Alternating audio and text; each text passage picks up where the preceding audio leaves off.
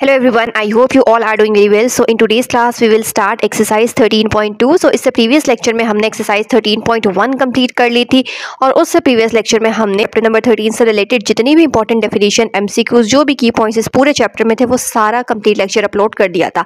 तो इससे पहले आप वो वाले लेक्चर्स लाजमी देख लें ताकि चैप्टर का जो कॉन्सेप्ट है वो अच्छे से क्लियर हो जाए।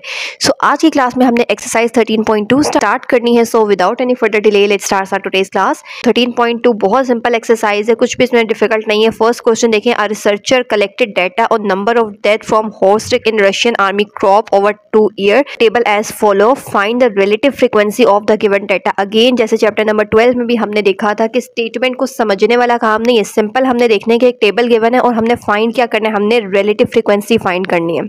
ठीक है, तो कैसे फाइंड करते हैं, सोल्यूशन देखें। सो यहाँ पे मैंने क्वेश्चन लिख लिया, नंबर ऑफ डेथ जो क्वेश्चन था और फ्रीक्वेंसी, दो कॉलम्स क्वेश्चन में गिवन थे वो मैंने लिख लिए। फाइंड क्या करना था, रिलेटिव फ्रीक्वेंसी, तो एक सिर्फ कॉलम मैंने एक्स्ट्रा ऐड करना, ऊपर हेडिंग द रिलेटिव फ्रीक्वेंसी की।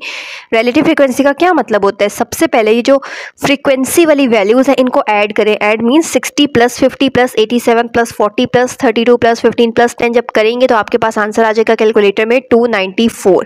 ठीक है, अब हमने क्या करना है, रिलेटिव फ्रीक्वेंसी का मतलब होता है फ्रीक्वेंसी की वैल्यू को आपने टोटल फ्रीक्वेंसी से डिवाइड करना, मींस 60 को डिवाइड करना, जो टोटल आंसर आ रहा है 294। तो कटिंग आपने इसको कर लेनी है क्योंकि हमारे पास बुक में जो आंसर है ना वो इसी तरीके से फ्रैक्शन फॉर्म में ही लिखा हुआ है, इसलिए हमने इसको डेसिमल में कन्वर्ट नहीं करना। ठीक है, कैसे कटिंग हो सकती है, 2 की टेबल्स होती है, 2 3 6, 0 एज इट इज, इसी तरह 2 1 2, 2 4 8, वन आगे कैरी चला जाएगा, 2 7 14।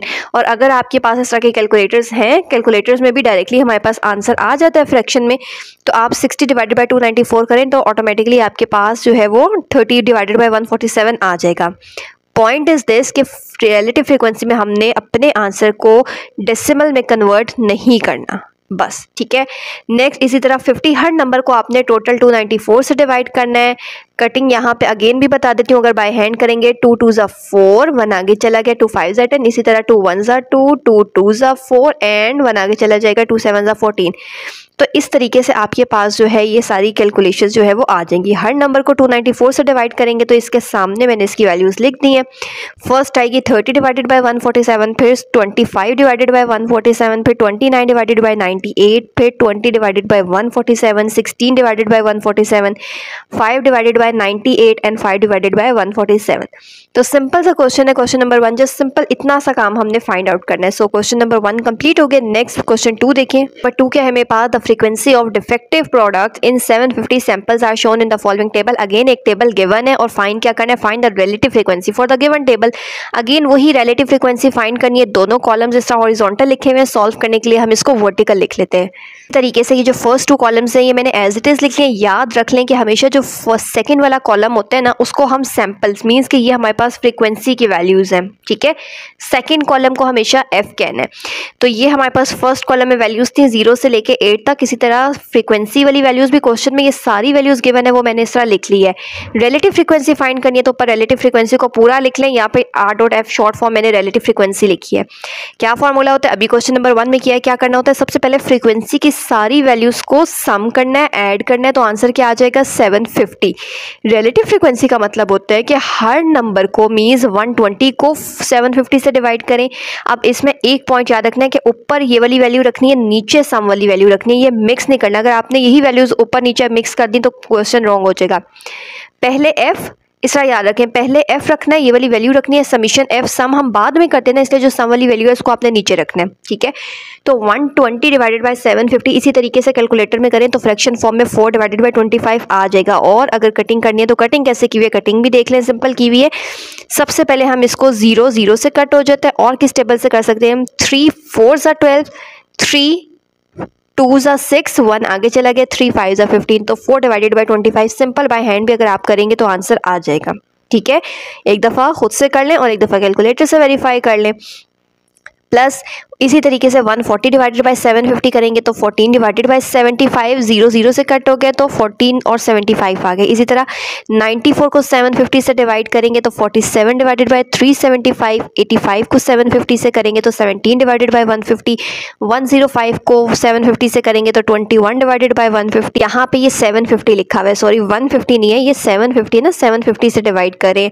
750 से जब नंबर्स को डिवाइड करेंगे तो ये आपके पास 1 डिवाइडेड बाय 15 आ जाएगा। ठीक है, तो इस तरीके से क्वेश्चन नंबर 2 भी कंप्लीट हो जाता है। Same as it is question number 3 है। क्वेश्चन नंबर 3 की पहले स्टेटमेंट देखते हैं। तो 3 क्या है मेरे पास, a quiz competition on general knowledge is conducted, the number of corrected answers out of 5 question from 100 sets of question is given below. Again एक टेबल गिवन है, फर्स्ट कॉलम x है, सेकंड कॉलम f है, find the relative frequency. Again वही question है जैसे 1 2 की है। सबसे पहले फ्रीक्वेंसीज की वैल्यू को ऐड कर लें और हर फ्रीक्वेंसी की वैल्यू को उस सम वाले नंबर से डिवाइड कर लें, तो जो आंसर आता रहेगा वो हमारे पास रिलेटिव फ्रीक्वेंसीज आ जाएंगी। सोल्यूशन देखें, यहाँ पे मैंने दोनों को इस तरह कॉलम वाइज अरेंज करके लिख लिया। फर्स्ट x है, सेकंड f है। इसी तरह फ्रीक्वेंसी की वैल्यूज को जब मैंने सम किया तो मेरे पास आंसर आ गया 100।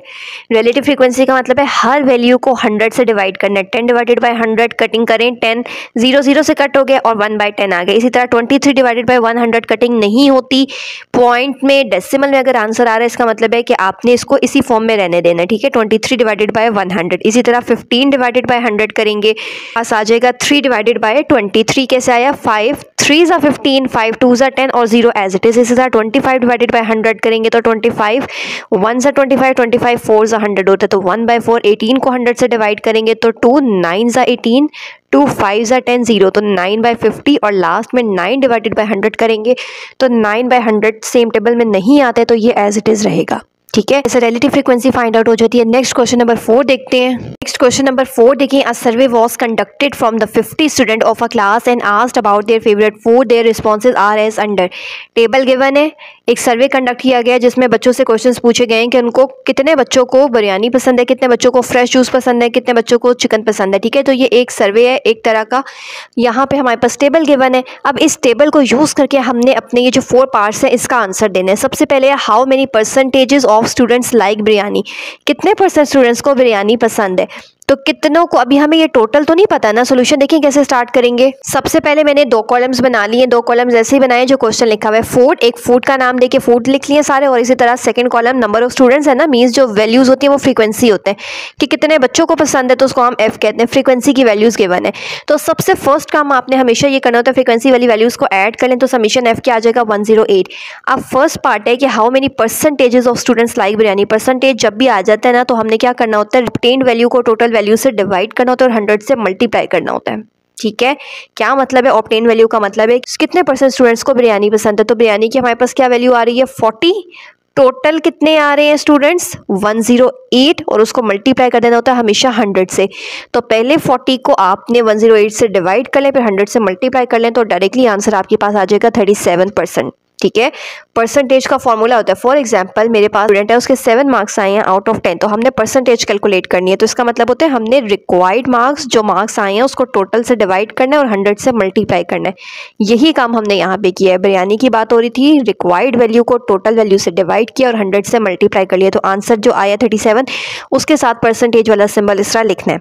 इसी तरीके से सेकंड पार्ट देखिए, how many percentages of students like chicken. Percentage वाला क्वेश्चन है, अगेन कितने परसेंट स्टूडेंट्स को चिकन पसंद है। तो यहाँ से चिकन की रिक्वायर्ड वैल्यू क्या आ रही है 21 को अगेन आपने टोटल वैल्यू से डिवाइड करना है 108 से और 100 से मल्टीप्लाई करना है, तो आंसर आ जाएगा 19.44। तो हमें ये तो नहीं पता ना कि 19.44 कितने बच्चे होते हैं, हमने तो उसको होल नंबर की फॉर्म में लिखना है, तो हम उसको अप्रोक्सीमेट राउंड ऑफ करके कहते हैं कि 19.44। 19 के बाद 20 आता है ना नेक्स्ट नंबर, तो हम कहते हैं 20% स्टूडेंट ऐसे जिनको चिकन पसंद है। ठीक है, नेक्स्ट पार्ट 3 देखें, which food is the least liked by the student. कौन सा खाना ऐसा है जो सबसे कम स्टूडेंट्स को पसंद है। ठीक है, तो इसका मतलब है कि यहाँ से हमने देखना है कि फ्रीक्वेंसी में सबसे लीस्ट, सबसे छोटा नंबर कौन सा आ रहा है 7, बाकी सारे 7 से बड़े ही हैं, और वो किसका बन रहा है फ्रेश जूस का। इसका मतलब है कि इस क्वेश्चन का आंसर है फ्रेश जूस। मीन्स के फ्रेश जूस हमारे पास ये वाली एक चीज़ ऐसी है जो सबसे कम स्टूडेंट्स को पसंद है। फिर फोर्थ पार्ट है, which food is the most prefer by the student. Prefer का मतलब है कि कौन सा खाना ऐसा है जो स्टूडेंट सबसे ज़्यादा प्रेफर करें, उनको सबसे ज़्यादा पसंद है।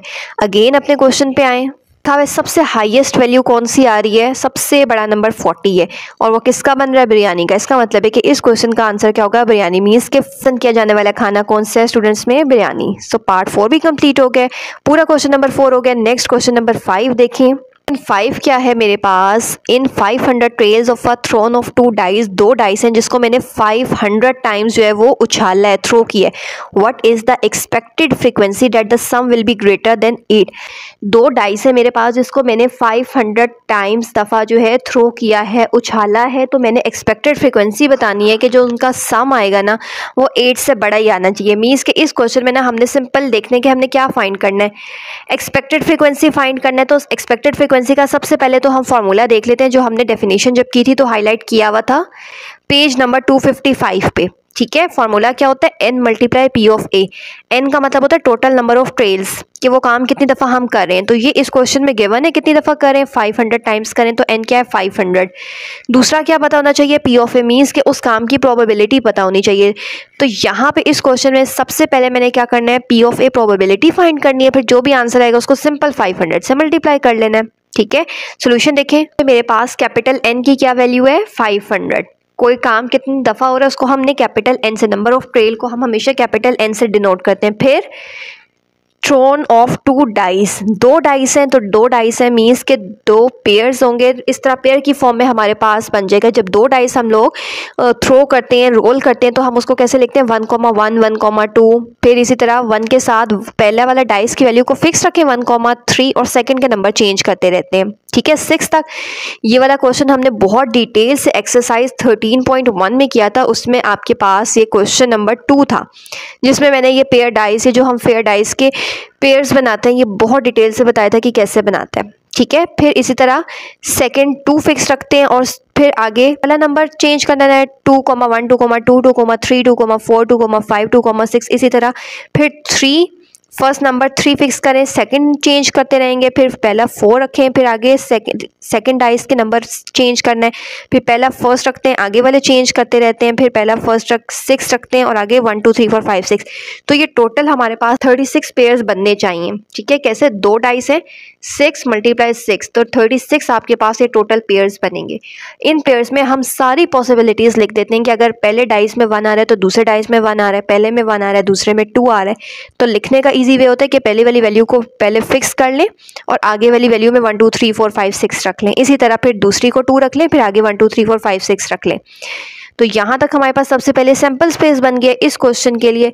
फिर तो ये टोटल कितने नंबर है, मीन्स के n ऑफ s क्या है 36। ये टोटल 36 पेयर्स बनेंगे। क्वेश्चन क्या था कि what is expected frequency that the sum will greater than 8।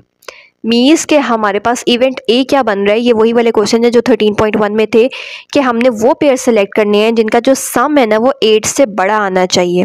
तो उन सारे नंबर्स में से जब आपने वो 36 पेयर्स यहाँ पे लिखे होंगे ना, आपने पहले कंप्लीट 36 पेयर्स लिखने हैं। ठीक है, फिर उसमें से मैंने सिर्फ वही सेलेक्ट किए हैं, सिर्फ वो 10 पेयर सेलेक्ट किए हैं जिनमें जब मैं ऐड करी हूँ तो आंसर 10 से बड़ा बन रहा है।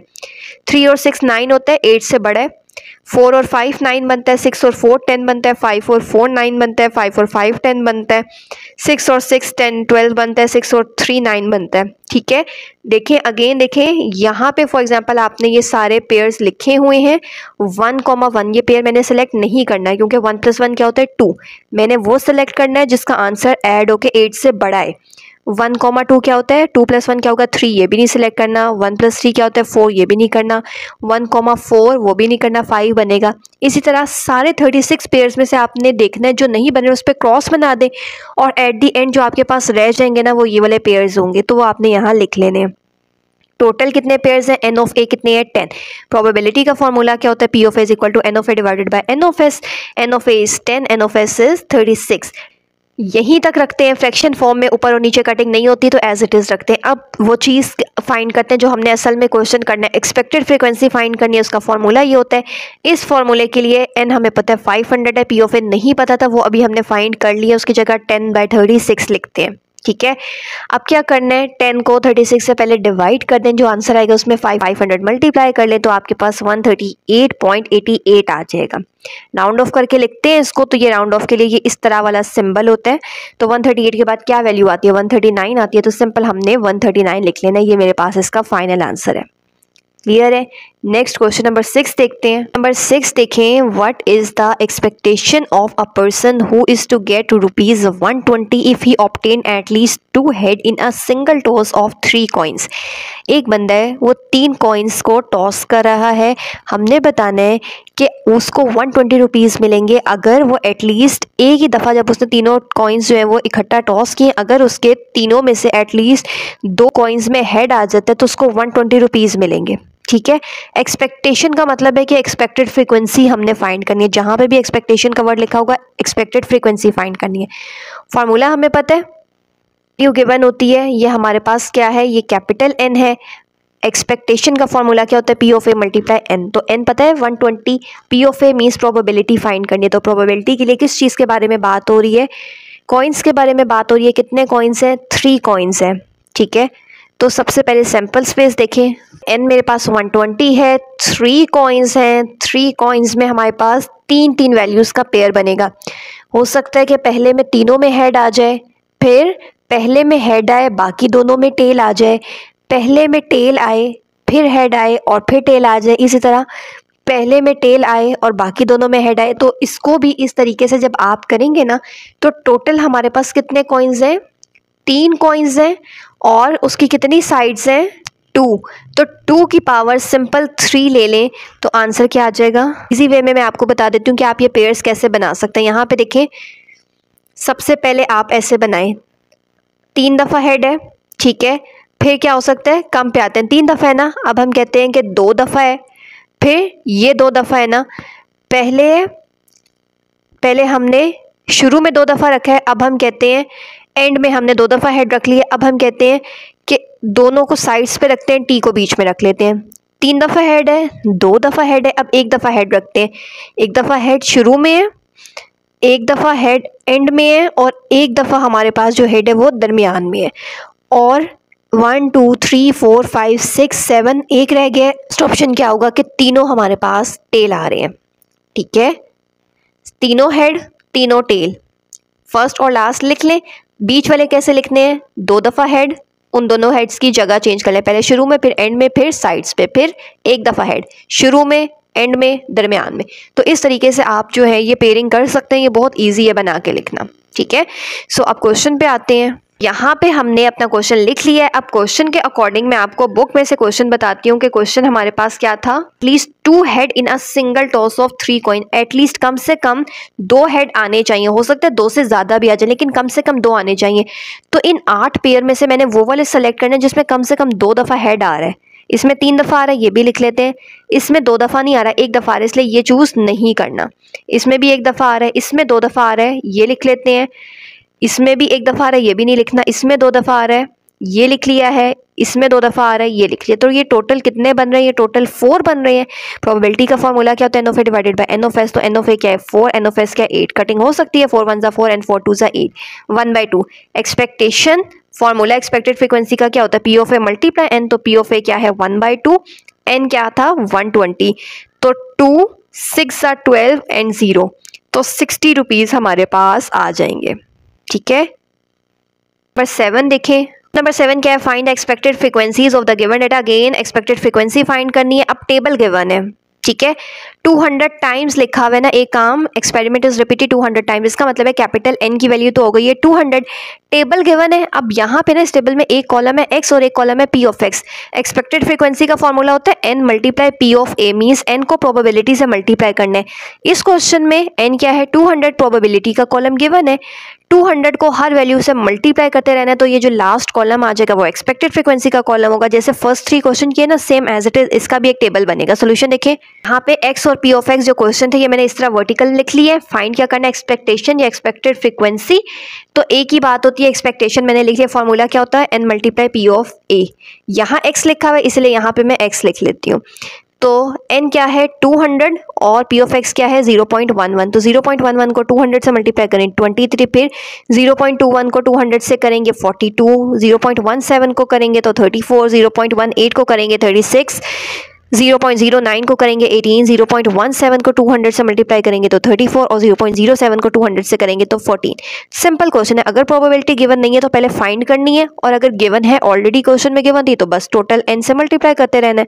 तो क्वेश्चन नंबर 7 भी सिंपल सा था, कंप्लीट हो गया। लास्ट क्वेश्चन नंबर 8 देखें। तो क्वेश्चन नंबर 8 क्या है? The probability of getting 5 6s while tossing 6 dice is 2/5। Probability हमारे पास गिवन है, मेरे पास 5 टाइम्स 6 आ रहा है। अगर मैं 6 डाइस को, लूडो का जो दाना होता है उसको मैं रोल कर रही हूँ, कितनी प्रोबेबिलिटी गिवन है? 2/5। The dice is roll 200 times. P of A कह लेते हैं। P ऑफ A कितना है? 2/5। 200 टाइम्स मीन्स कैपिटल N की वैल्यू है 200। How many time would you expect? Again expect का वर्ड आ रहा है, एक्सपेक्टेड फ्रीक्वेंसी फाइंड करनी है। बहुत ही सिंपल सा क्वेश्चन है। कितनी गिवन है? P ऑफ A कितना गिवन है? 2/5। N की क्या वैल्यू है? कितना टाइम्स हम डाइस को रोल करें? 200 टाइम्स। एक्सपेक्टेशंस या फिर एक्सपेक्टेड फ्रीक्वेंसी का फॉर्मूला क्या होता है? N multiply P of A। तो N की जगह N की वैल्यू, P ऑफ A की जगह 2/5। कटिंग यहीं पे हो सकती है। 5 4s are 20, 0 as it is. तो 2 को 40 से मल्टीप्लाई करेंगे 80 टाइम्स आपके पास इसका सिंपल जो है वो आंसर आ जाएगा, क्योंकि लिखा हुआ है ना 200 टाइम्स। क्वेश्चन में भी 200 के साथ टाइम्स लिखा हुआ है, इसलिए यहाँ पे भी जो 80 आएगा उसके साथ टाइम्स लिखना है आपने। ठीक है।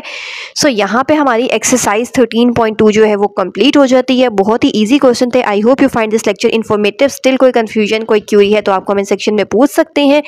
इससे नेक्स्ट लेक्चर में हमने इसकी रिव्यू एक्सरसाइज स्टार्ट करनी है। सो चैनल पे न्यू है तो चैनल को लाजमी सब्सक्राइब कर लीजिए and stay connected with us.